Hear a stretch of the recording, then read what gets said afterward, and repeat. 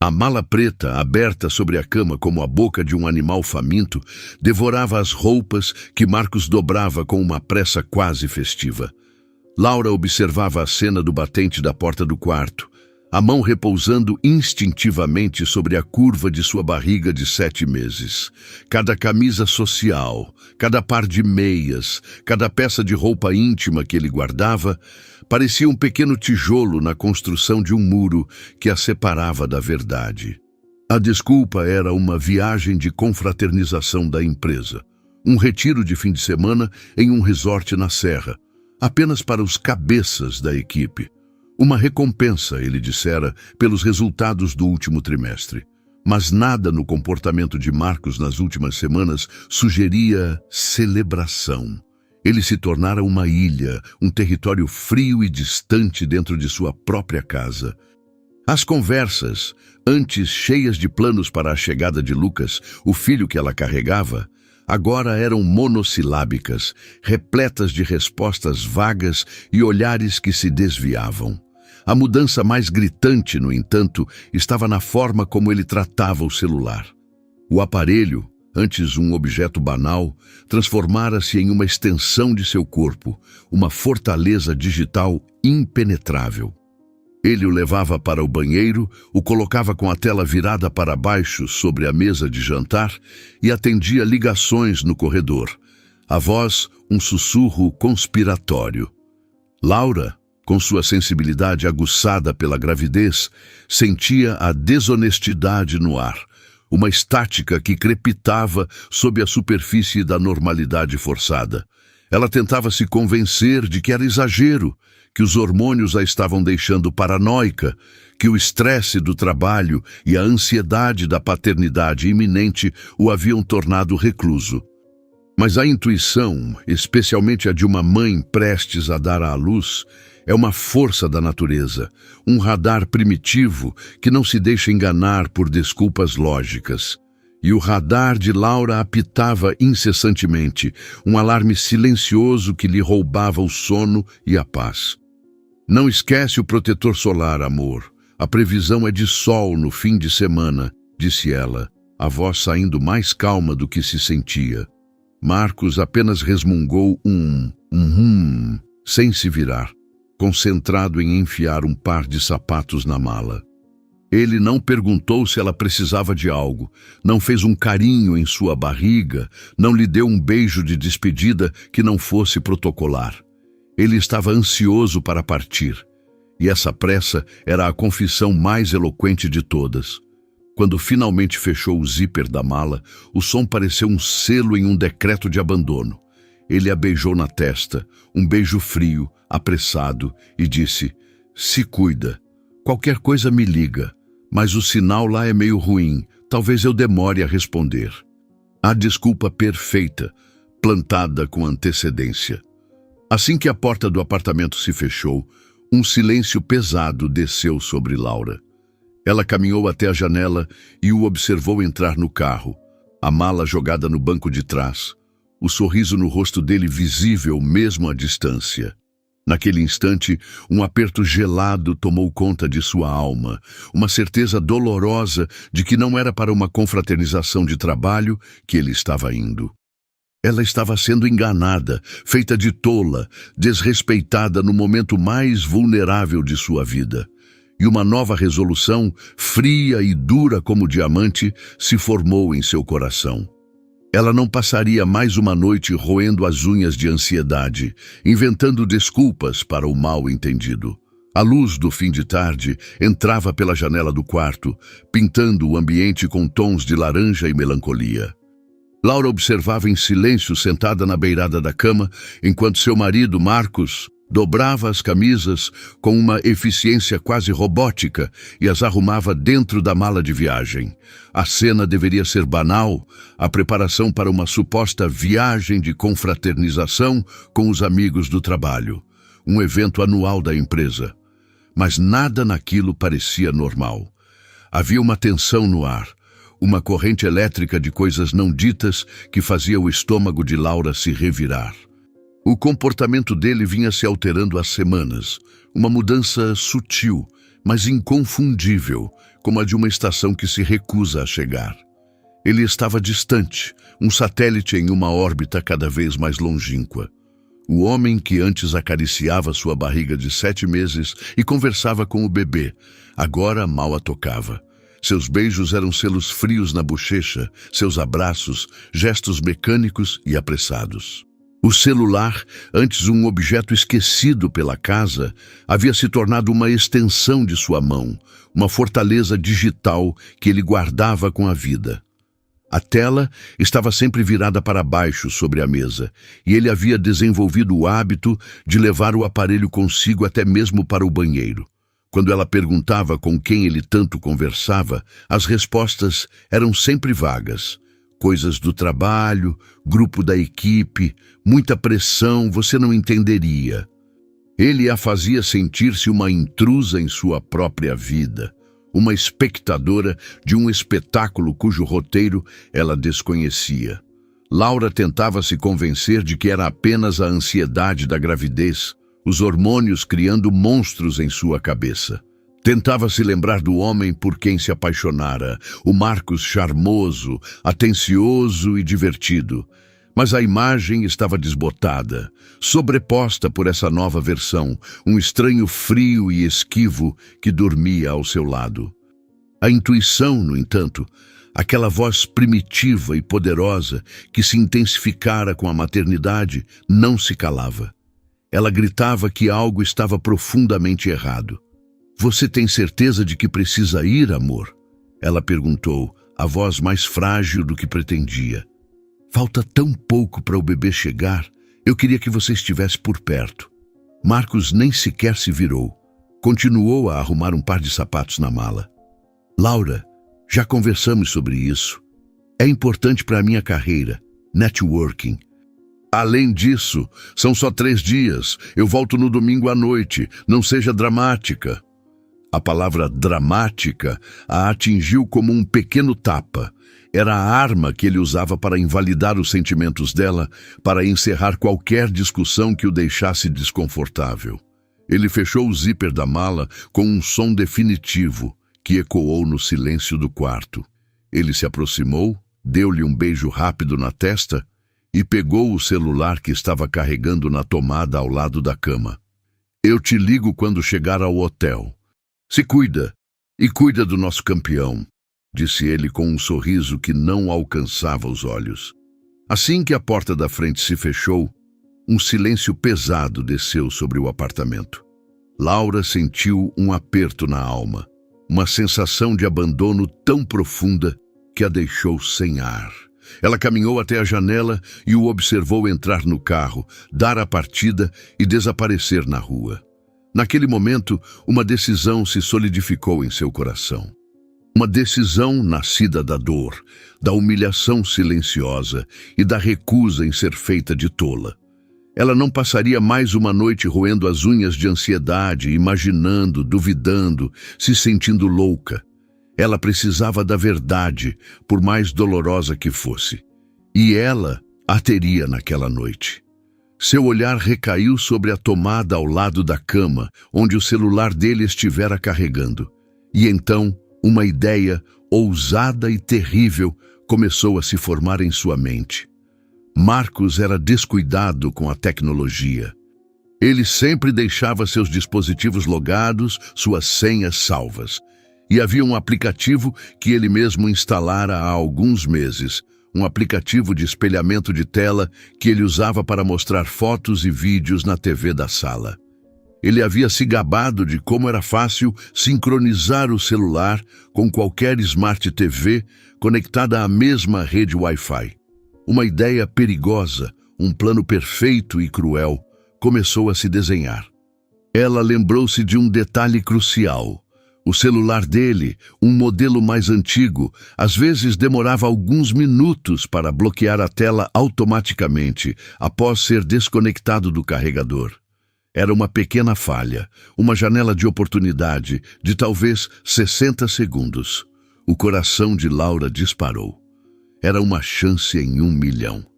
Agindo por puro instinto, ela correu para a sala, pegou seu próprio celular e abriu o aplicativo de notas. Ela precisava do código de pareamento da TV dos sogros.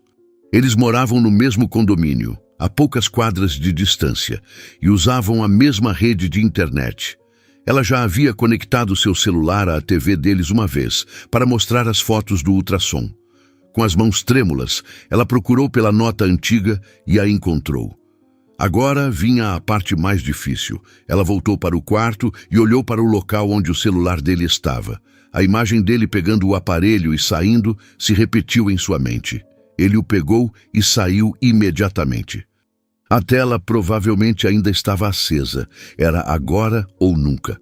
Com uma rapidez que ela não sabia que possuía, ela pegou seu tablet, abriu o mesmo aplicativo de espelhamento e digitou o nome da rede Wi-Fi do condomínio. Em seguida, inseriu o código da TV dos sogros. O aplicativo pediu uma confirmação no dispositivo a ser espelhado. Era o momento da verdade. Ela rezou para que a tela do celular de Marcos ainda estivesse ativa, para que ele estivesse no elevador ou no estacionamento, ainda dentro do alcance da rede. Ela clicou em conectar e esperou. 1, 2, 3 segundos que pareceram uma eternidade. E então, na tela de seu tablet, uma pequena notificação apareceu. Dispositivo celular do Marcos conectado com sucesso à TV da sala de estar. Família Almeida. Ela conseguiu. O coração dela batia descontroladamente. Ela havia criado uma ponte invisível, uma janela secreta para o mundo dele. Agora, tudo o que fosse exibido na tela do celular de Marcos poderia ser transmitido com o toque de um botão para a televisão na sala de estar de seus sogros. O plano era arriscado, era manipulador, mas para Laura era um ato de legítima defesa. Ela não era uma esposa ciumenta e descontrolada. Era uma mulher grávida e enganada, prestes a usar a única arma que tinha para trazer a verdade à luz. Ela respirou fundo, a adrenalina dando lugar a uma calma fria e determinada. O palco estava montado. Faltava apenas convidar a plateia. Com a conexão estabelecida e o plano em movimento, Laura sentiu uma onda de adrenalina seguida por um calafrio. A parte técnica, a mais incerta, estava concluída. Agora vinha a parte humana, a mais dolorosa. Ela precisava criar o cenário perfeito para a revelação. E para isso, precisava de seus sogros. Seu relacionamento com eles era o tipo de bênção que muitas mulheres apenas sonham em ter. Seu sogro, Roberto, era um homem de princípios, sério, mas com um coração enorme que a tratava com o respeito e o carinho de um pai. Sua sogra, Helena, era seu porto seguro. Desde o início do casamento, Helena a abraçara não como uma nora, mas como a filha que nunca teve. Elas compartilhavam segredos, receitas e uma cumplicidade que transcendia os laços de sangue. A ideia de estilhaçar o mundo deles, de destruir a imagem do filho perfeito que eles haviam criado, pesava em sua alma. Mas a necessidade de expor a verdade, de se proteger e proteger seu filho daquela teia de mentiras, era mais forte. Ela esperou cerca de 20 minutos, tempo suficiente para que Marcos já estivesse longe, na estrada, imerso em seu mundo secreto. Com o coração na mão, ela discou o número de Helena. Ensaiou a voz, buscando um tom que soasse casual, um pouco solitário, mas não desesperado. Quando a sogra atendeu com seu habitual "Oi, minha filha, tudo bem?", Laura forçou uma leveza que não sentia.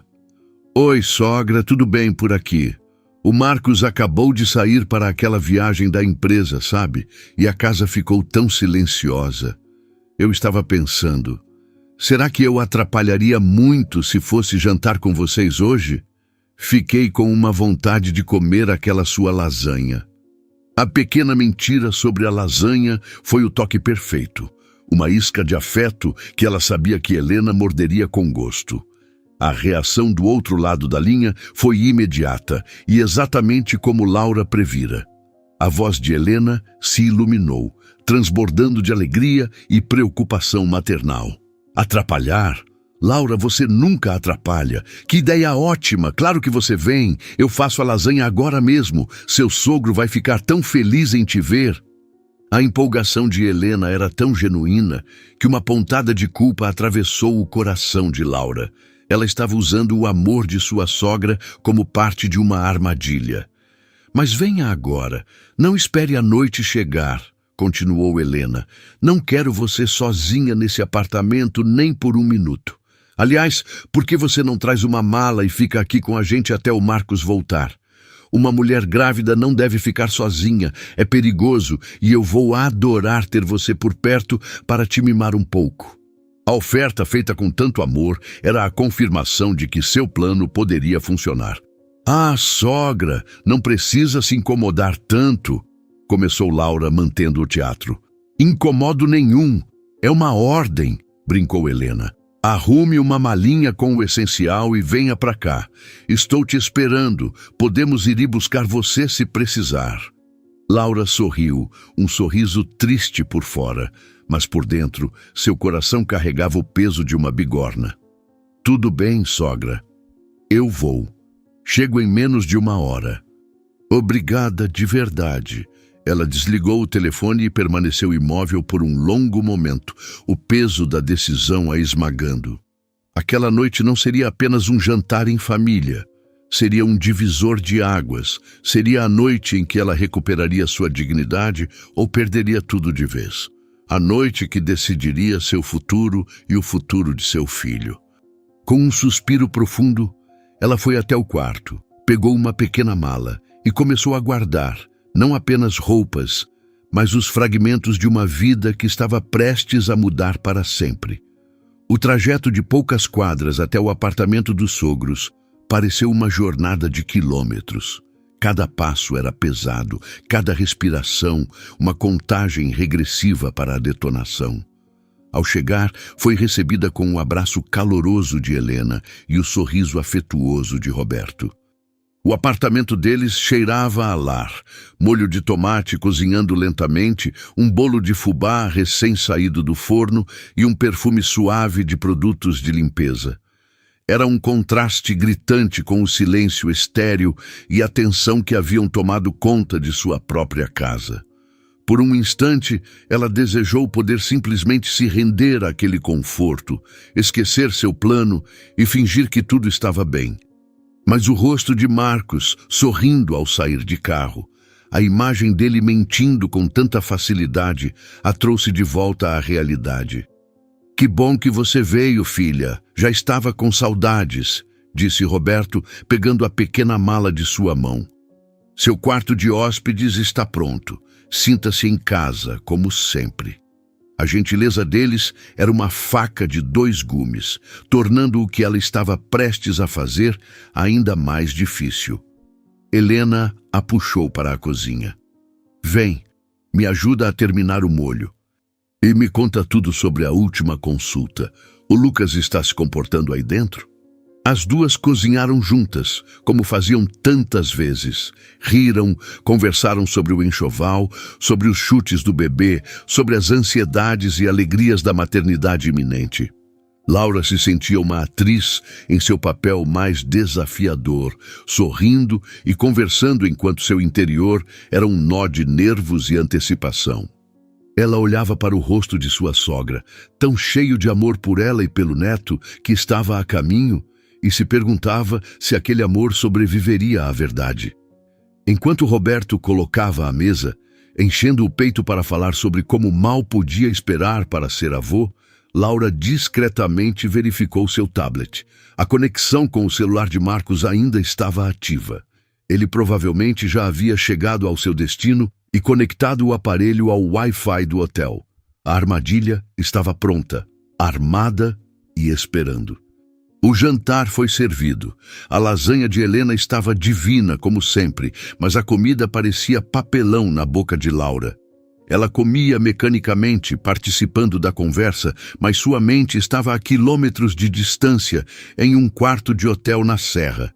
Ela sabia que precisava agir antes que a conexão se perdesse, antes que Marcos desligasse o celular ou o Wi-Fi. O momento era agora. Com o coração batendo descontroladamente, ela sabia que não haveria volta. A vida como ela conhecia estava prestes a acabar, bem ali, naquela mesa de jantar acolhedora, e uma nova vida, forjada na dor da verdade, estava prestes a começar. O jantar transcorria em uma atmosfera de calor familiar que, para Laura, era quase insuportável.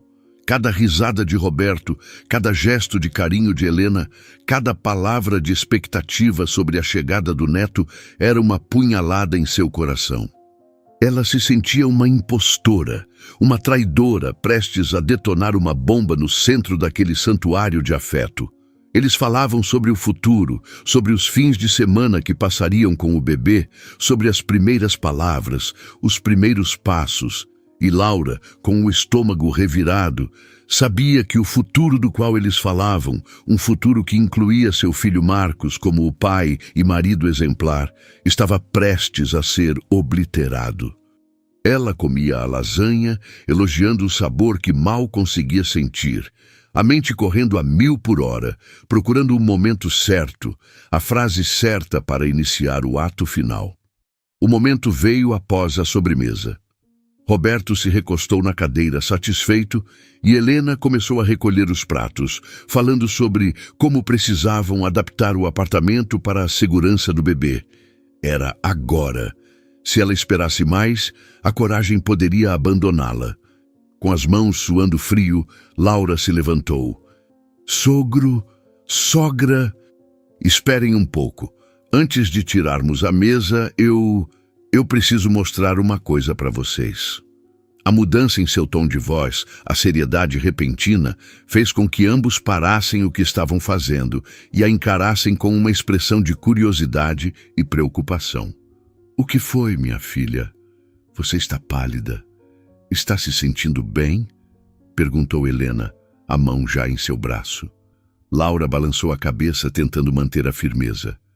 Eu estou bem, mas há algo que não está bem. Algo que venho desconfiando há um tempo e eu não tive coragem de ver sozinha. Eu preciso do apoio de vocês. Ela caminhou até o rack da sala, onde o pequeno tablet estava discretamente pousado. Pegou-o e, em seguida, o controle remoto da televisão. Seus dedos tremiam tanto que ela quase o deixou cair. Roberto e Helena se entreolharam, a confusão estampada em seus rostos. Laura, você está nos assustando. O que está acontecendo? Disse Roberto a voz grave. Laura se virou para eles, os olhos marejados, mas a expressão determinada. Eu só peço que vocês assistam comigo e que acreditem em mim. Ela apertou o botão de ligar da TV. A tela se acendeu, mostrando o final de um noticiário local. Em seguida, com o tablet em mãos, ela abriu o aplicativo de espelhamento. A interface era simples. Havia um grande botão vermelho que dizia Iniciar transmissão. Ela respirou fundo, uma última lufada de ar antes de mergulhar em águas desconhecidas. E apertou o botão. Por um segundo nada aconteceu. A tela da TV continuou mostrando o noticiário. O coração de Laura afundou. Teria a conexão caído? Teria Marcos desligado o celular? Mas então a imagem piscou. O rosto do âncora do jornal foi substituído por uma tela de bloqueio familiar. Uma foto de Laura e Marcos, sorrindo, tirada em férias no ano anterior. A imagem de um casal feliz, uma mentira descarada. Helena soltou um suspiro de confusão. Ué, essa é a tela do celular do Marcos. Antes que ela pudesse terminar a frase, a imagem mudou novamente. A tela foi desbloqueada, revelando a interface do celular dele. E então, um aplicativo de mensagens foi aberto. O silêncio que caiu na sala de jantar não foi um silêncio de paz. Foi um silêncio pesado, denso, o silêncio que precede um desastre. Foi como se o ar tivesse sido subitamente sugado do ambiente. Roberto se inclinou para a frente, os olhos semicerrados, tentando entender o que estava vendo. Helena levou a mão à boca, o rosto empalidecendo a cada segundo. Laura permaneceu de pé, o tablet em suas mãos como uma arma, o coração batendo descontroladamente, mas o corpo estranhamente firme. O show estava prestes a começar, e não haveria aplausos no final, apenas os destroços de uma família. A primeira imagem que se materializou na tela de 60 polegadas foi a de um quarto de hotel, impessoal, genérico, com uma cama desarrumada e uma garrafa de uísque pela metade sobre o criado mudo. Então, a câmera do celular, provavelmente apoiada em algum lugar, virou-se e a figura de Marcos entrou em foco. Ele estava sem camisa, vestindo apenas uma bermuda, o cabelo despenteado. Ele pegou a garrafa de uísque, deu um longo gole diretamente do gargalo e soltou uma gargalhada. Uma gargalhada alta, livre, que ecoou pela sala de jantar dos pais dele com uma crueldade obscena. "Liberdade!" Ele gritou para alguém que estava fora do campo de visão da câmera. Isso sim é vida. Sem mulher grávida reclamando no meu ouvido, sem ter que ficar fazendo massagem em pé inchado. Eu nunca fui tão livre na minha vida. O som da respiração de Roberto parou. Ele estava congelado, o garfo a meio caminho da boca, o rosto uma máscara de incredulidade e horror. Helena soltou um gemido baixo, um som de dor pura, e levou as duas mãos à boca, como se para impedir um grito de escapar. Seus olhos fixos na tela estavam arregalados, cheios de uma dor que Laura sentiu fisicamente.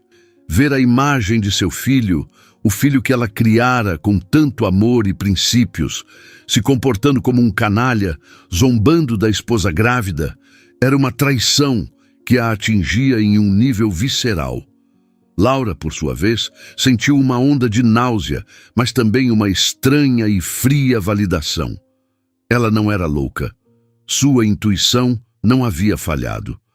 A dor era real, mas a certeza que a acompanhava era, de uma forma distorcida, libertadora. Ela fechou a mão sobre a barriga, não em um gesto de dor, mas de força. Era por aquele pequeno ser que ela estava fazendo aquilo, para protegê-lo daquele homem na tela. A cena no quarto de hotel continuou. Marcos começou a dançar de forma desajeitada ao som de uma música alta e vulgar que tocava ao fundo. Ele falava com a pessoa que segurava a câmera, fazendo piadas grosseiras sobre o casamento, sobre a gravidez, sobre como mal podia esperar para aproveitar o fim de semana ao máximo. Cada palavra era um novo golpe para Roberto e Helena. A imagem do filho exemplar, do marido dedicado, estava sendo sistematicamente demolida, ao vivo, na sala de estar deles.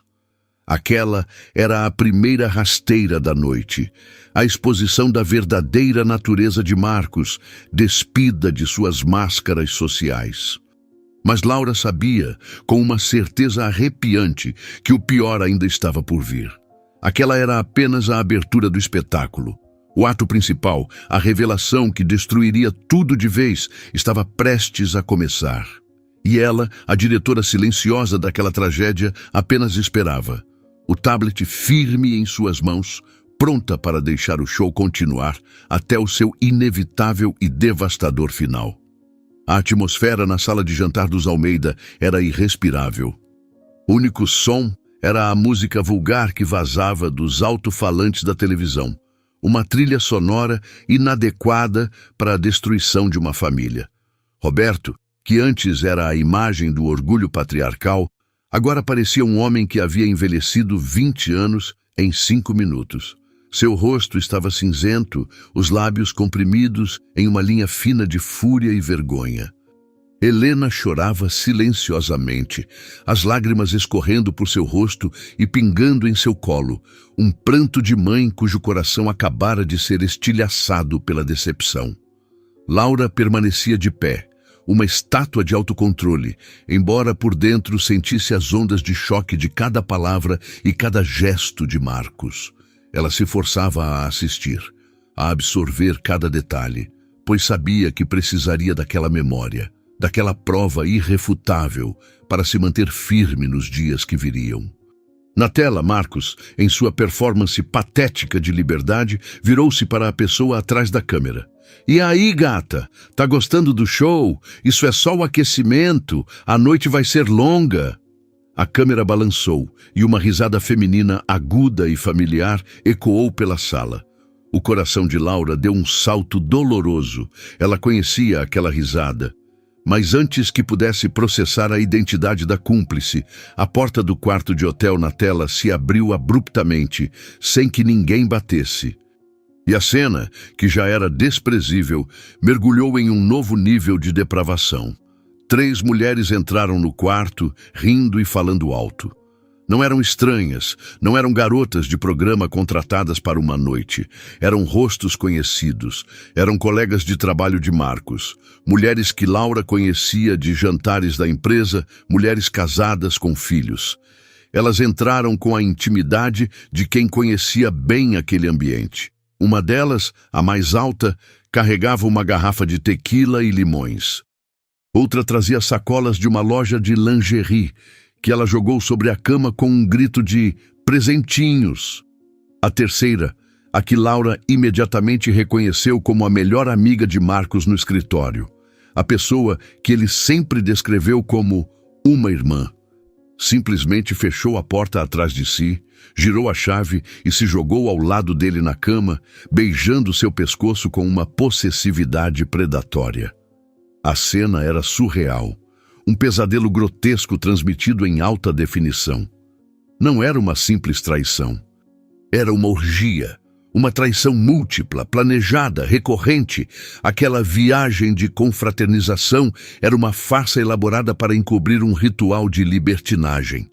A sogra de Laura, ao ver aquilo, não conseguiu mais conter a dor. O choro silencioso se transformou em um soluço convulsivo, um som gutural de angústia e repulsa. Meu Deus, meu filho não pode ser. Ela gemia, o corpo tremendo. Roberto, por sua vez, fechou os olhos com força, como se pudesse apagar a imagem da tela. A vergonha era palpável em sua postura rígida. A vergonha de ter criado um homem capaz de tal desrespeito, de tal baixeza. Ele parecia um carvalho antigo, sendo atingido por um raio. Para Laura, a visão daquelas 3 mulheres, daquela cumplicidade sórdida, foi a confirmação final. Não havia mais espaço para dúvida, para negação, para a menor esperança de que pudesse haver um mal-entendido. A verdade estava ali, crua, feia e inegável. E com a verdade veio uma estranha e poderosa serenidade. O nó em seu estômago se desfez, a ansiedade que a consumia se dissipou, dando lugar a uma resolução fria e inabalável. Ela não era mais uma vítima daquela situação. Era uma sobrevivente. Com um movimento lento e deliberado, ela se levantou da cadeira. O gesto atraiu os olhares de seus sogros, que a viram não como a nora frágil que precisava de proteção, mas como uma mulher que, em meio à ruína, encontrava sua força. Ela caminhou até a televisão e, com o controle remoto, desligou o som, deixando apenas as imagens grotescas piscando em silêncio. Então, virou-se para Roberto e Helena. Sua voz, quando falou, não era de uma mulher em prantos, mas de uma rainha decretando o fim de um reinado. Eu não vou criar meu filho ao lado desse homem, ela disse, cada palavra pesada, com a certeza de uma decisão irrevogável. Meu filho não vai crescer em um lar construído sobre mentiras e desrespeito. Ele não vai ter como exemplo de pai um homem que trata a mãe dele dessa forma. Acabou. Roberto se levantou, os olhos vermelhos, mas cheios de uma nova determinação. Ele se aproximou de Laura e, em um gesto que selou o destino de seu próprio filho, a abraçou. Um abraço forte, protetor, de um pai para uma filha. Você não vai mesmo, ele disse, a voz embargada, mas firme como uma rocha. Não enquanto eu for vivo. Esta casa é a sua casa agora. E esse menino que você carrega, ele é nosso neto. Ele é um Almeida, e nós vamos cuidar de vocês dois. Naquele abraço, uma nova aliança foi forjada. A família que Marcos havia traído não se desfez. Ela apenas se reconfigurou, se fortaleceu, se uniu em torno da mulher que ele havia tentado destruir. A partir daquele momento, tudo mudou. O poder havia trocado de mãos. E Marcos, dançando em seu paraíso de tolos a quilômetros de distância, não tinha a menor ideia de que acabara de perder não apenas sua esposa, mas tudo o que um dia ele considerou seu por direito. Os 3 dias seguintes na casa dos Almeida foram uma mistura surreal de luto e planejamento. O luto não era por Marcos, o homem, mas pela ideia dele, pelo filho e marido que Roberto e Helena acreditavam ter. Era o luto por um futuro que agora se revelara uma fraude. Mas sob a dor, uma corrente de determinação prática começou a fluir. Liderados pela fúria silenciosa de Roberto, eles começaram a agir. A primeira ligação foi para o advogado da família, um homem discreto e implacável. Roberto, em uma conversa curta e objetiva, explicou a situação e deu suas instruções. Queria o divórcio mais rápido e mais devastador possível para Marcos. Queria garantir que Laura e o neto tivessem tudo a que tinham direito e que Marcos ficasse com absolutamente nada, além das consequências de seus atos. A segunda medida foi financeira. Roberto, um empresário aposentado que construíra seu patrimônio com trabalho duro e integridade, era o provedor de uma mesada generosa que Marcos recebia mensalmente. Não era uma necessidade. Marcos tinha seu próprio salário, mas um complemento, um luxo que lhe permitia manter um estilo de vida extravagante, com carros caros e roupas de grife, muito além de suas posses reais. Era o cordão umbilical financeiro que Roberto, por um misto de amor e hábito, nunca havia cortado. Naquela manhã de sábado, com um único telefonema para o gerente de seu banco, o cordão foi rompido. O fluxo de dinheiro foi estancado. A partir daquele momento, Marcos estava por conta própria. Enquanto os homens agiam no campo de batalha legal e financeiro, Helena se dedicava a cuidar de Laura. Ela a cercou com um amor feroz e protetor, preparando suas comidas favoritas, garantindo que ela descansasse e, o mais importante, ouvindo. Elas não falavam muito sobre o que viram na TV.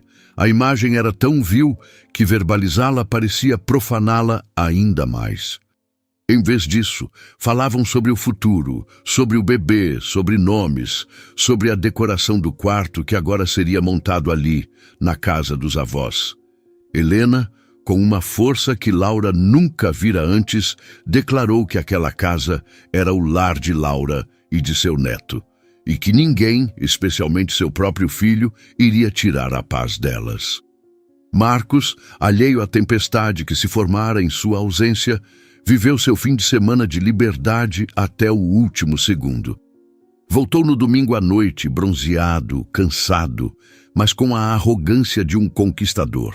Ele assobiava enquanto subia no elevador, ensaiando a história que contaria a Laura sobre o quão chato e corporativo o evento havia sido. Acreditava piamente em sua própria inteligência, em sua capacidade de manipular a todos, convencido de que sua esposa grávida e carente estaria em casa, esperando por ele com um jantar quente e um sorriso aliviado. Ao abrir a porta do apartamento, a primeira coisa que o atingiu foi o silêncio. Um silêncio absoluto, impessoal. A segunda foi a ordem. O apartamento estava limpo demais, arrumado demais. Não havia a bolsa de Laura jogada no sofá, nem os sapatos dela perto da porta. Parecia um showroom de imóveis, não um lar. Um calafrio percorreu sua espinha. "Laura!" ele chamou, a voz ecoando no vazio. Nenhuma resposta. Ele caminhou pelos cômodos. O quarto do casal estava com a cama perfeitamente arrumada. O lado de Laura no armário estava completamente vazio. O quarto do bebê, com seus móveis recém-montados, parecia um cenário abandonado. O pânico começou a borbulhar em seu peito. Ele pegou o celular e ligou para ela. A chamada foi direto para a caixa postal. Ele ligou de novo. E de novo, nada. A ansiedade deu lugar à irritação. Onde ela teria se metido? Teria ido para a casa da mãe dela? Fazer drama? Ele começou a ficar inquieto. A imagem de sua liberdade começando a ser manchada pela inconveniência daquela situação. Decidiu pedir comida no seu aplicativo favorito para esfriar a cabeça. Escolheu um prato caro, como sempre fazia, e na hora de pagar, selecionou o cartão de crédito que estava vinculado à conta que seu pai abastecia. Pagamento recusado. Ele tentou de novo. Pagamento recusado. Confuso e irritado, tentou outro cartão, o seu pessoal. Aprovado. Estranho. Deve ser um problema no sistema do banco, pensou ele, sem dar muita importância, mas a inquietação não passava. A ausência de Laura, o silêncio dela, era desconcertante. Ele decidiu ligar para os pais.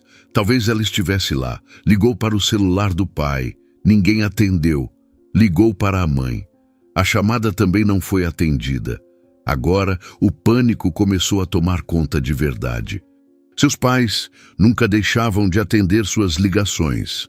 Algo estava muito errado. O castelo de cartas de sua vida dupla começava a balançar perigosamente. Desesperado, ele pegou as chaves do carro e dirigiu em alta velocidade até o condomínio dos pais. A possibilidade de que Laura tivesse descoberto algo parecia cada vez mais real. Mas em sua mente arrogante, ele ainda acreditava que poderia contornar a situação com seu charme, com suas mentiras bem ensaiadas.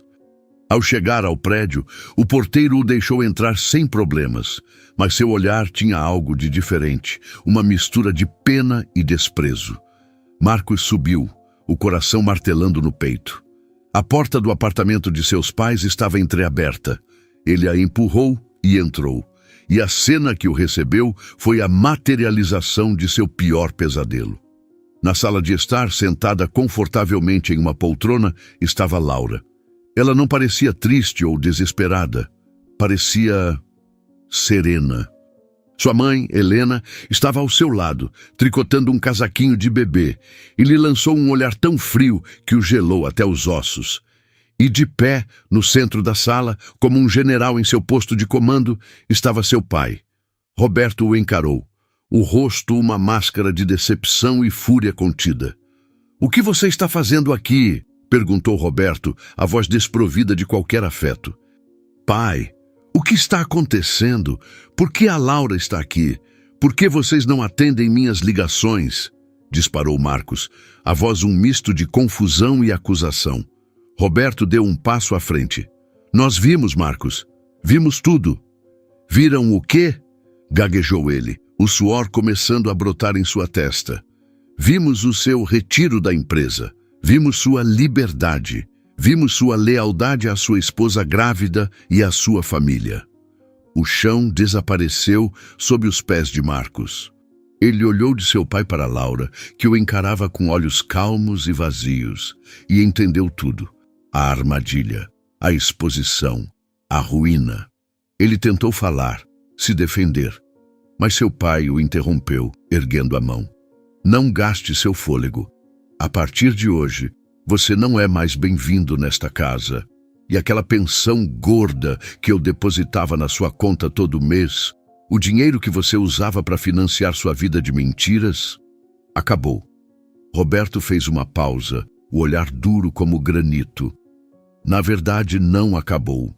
Eu apenas redirecionei. Toda a pensão que antes era sua, agora será destinada ao seu filho. Será depositada em uma conta para Laura, para garantir que a ela e ao meu neto nunca falte nada. Você perdeu seu direito a qualquer coisa no momento em que decidiu trair esta família." Marcos ficou ali, no meio da sala, o mundo girando ao seu redor. Ele olhou para a esposa que o desprezava, para a mãe que o olhava com repulsa, para o pai que o havia deserdado financeiramente e emocionalmente.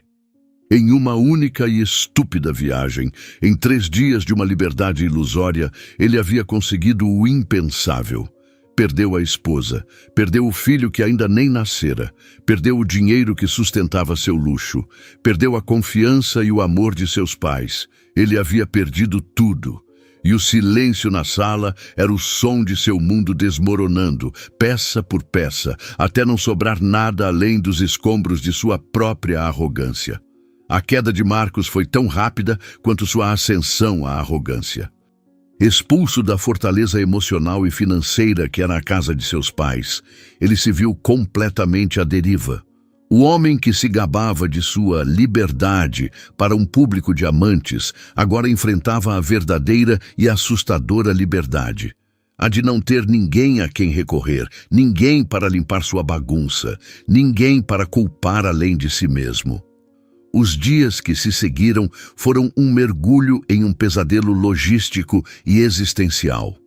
O divórcio, conduzido com a eficiência implacável do advogado de seu pai, foi um processo humilhante. Ele não teve direito a nada. O apartamento que dividia com Laura, comprado em grande parte com a ajuda de Roberto, foi colocado à venda, e a parte que lhe cabia mal cobriu as dívidas que ele acumulou para manter seu estilo de vida. Ele teve que se mudar para um pequeno apartamento alugado, um espaço impessoal que apenas ecoava sua solidão. Enquanto isso, Laura florescia. Longe da atmosfera tóxica de seu casamento, cercada pelo amor incondicional de seus sogros, que agora eram seus verdadeiros pais, ela se preparava para a chegada de Lucas com uma paz que nunca imaginara ser possível. A casa dos Almeida foi transformada em um ninho. O quarto de hóspedes se tornou um quarto de bebê dos sonhos, pintado em tons suaves de azul e branco. Helena, em um ato simbólico de apagar o passado, organizou um novo chá de bebê, convidando apenas as amigas mais próximas e a família, celebrando não apenas a chegada do neto, mas a ressurreição de Laura. Roberto, por sua vez, tornou-se o guardião feroz do bem-estar de sua nora. Ele cuidava de todas as burocracias, garantia que ela não tivesse nenhuma preocupação, e com seu silêncio protetor criava uma barreira impenetrável contra qualquer tentativa de contato de Marcos. Quando Lucas nasceu, em uma manhã chuvosa de inverno, a sala de parto estava cheia de amor. Helena segurou a mão de Laura durante todo o tempo, e Roberto foi o primeiro a segurar o neto, os olhos do homem sério e forte brilhando com lágrimas de pura alegria. O bebê era a imagem de Marcos, uma ironia cruel que a vida lhes impôs. Mas ninguém se importou. Aquele menino era um Almeida, e seu caráter seria moldado pelo amor e pela integridade de seus avós e de sua mãe, não pela falha genética de seu pai biológico. Marcos soube do nascimento por uma notificação fria do cartório. Ninguém lhe telefonou. Ninguém lhe enviou uma foto. A dor de ser excluído do momento mais importante de sua vida foi aguda, mas ainda assim, seu ego encontrou uma maneira de distorcer a realidade. Ele se convenceu de que com o nascimento do filho, Laura e seus pais amoleceriam, que a presença do bebê o tornaria indispensável. Com essa esperança delirante, ele comprou presentes e foi até a casa dos pais, esperando ser recebido, se não de braços abertos, pelo menos com uma trégua. Foi Helena quem o atendeu na porta. A expressão dela era de uma tristeza fria. "O que você quer, Marcos?" "Eu vim ver meu filho", disse ele, tentando soar confiante. Helena balançou a cabeça. "Laura não quer te ver, e nós respeitamos a decisão dela. Você pode deixar os presentes, se quiser, mas você não vai entrar." A porta se fechou em seu rosto, suavemente, mas com a finalidade de uma muralha de aço. A vida de Marcos se tornou um borrão de trabalho medíocre e noites solitárias. Sem o suporte financeiro do pai, ele teve que vender o carro importado, cancelar os cartões de crédito e aprender a viver dentro de suas posses, algo que ele nunca soubera fazer. As mulheres que participaram daquela orgia no hotel se afastaram dele como se ele tivesse uma doença contagiosa, temendo que a associação com seu nome manchasse suas próprias reputações. Ele estava sozinho, um pária em seu próprio círculo social. A liberdade que ele tanto celebrara agora era uma cela de isolamento. Laura, por outro lado, descobria um novo tipo de liberdade. A liberdade de ser ela mesma. Com o apoio financeiro que Roberto lhe proporcionara, ela não precisava se preocupar com o futuro. Decidiu, então, investir em si mesma. Começou a fazer um curso de confeitaria, um sonho antigo que sempre fora ridicularizado por Marcos como coisa de dona de casa. Ela descobriu que tinha um talento nato. Seus bolos e doces não eram apenas deliciosos, eram obras de arte. Com o incentivo de Helena, ela começou a vender por encomenda para amigas e vizinhos. Em menos de um ano, o doce de Laura havia se tornado um pequeno negócio próspero, com uma lista de espera de semanas. Ela havia transformado sua paixão em sua profissão, sua independência. Anos se passaram. Lucas cresceu um menino doce, inteligente e amado, chamando Roberto de vovô pai. Marcos se tornou uma figura fantasmagórica, uma história que lhe contariam um dia. Laura, agora uma empresária confiante e uma mãe realizada, irradiava uma beleza que não vinha de maquiagem ou roupas caras, mas de uma paz interior conquistada a duras penas. Um dia, por acaso, seus caminhos se cruzaram.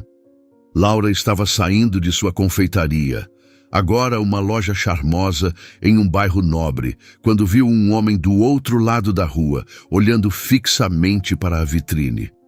Ele estava mais velho, mais magro, com os ombros curvados de um homem derrotado. Era Marcos. Seus olhos se encontraram através do vidro. No olhar dele, ela viu um universo de arrependimento. No dela, ele não viu raiva nem triunfo. Viu apenas indiferença. A indiferença de uma mulher que seguiu em frente, que construiu seu próprio império sobre as ruínas da traição dele.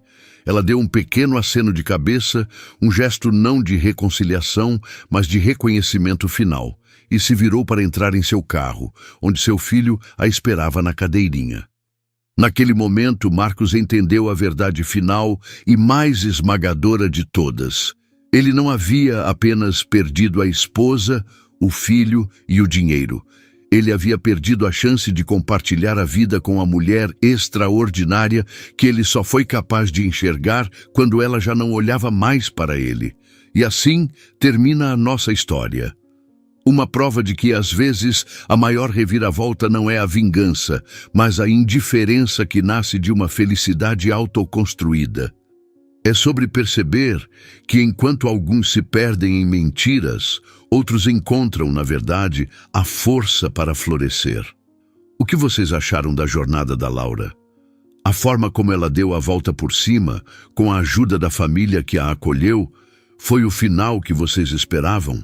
Eu quero muito saber o que essa história despertou em vocês. Deixem aqui nos comentários a sua nota de 0 a 10 para a força e a inteligência da Laura. E se você acredita no poder da união familiar e na capacidade de nos reerguermos mais fortes, se inscreva no canal para não perder nenhuma de nossas próximas histórias. Um abraço apertado e até a próxima.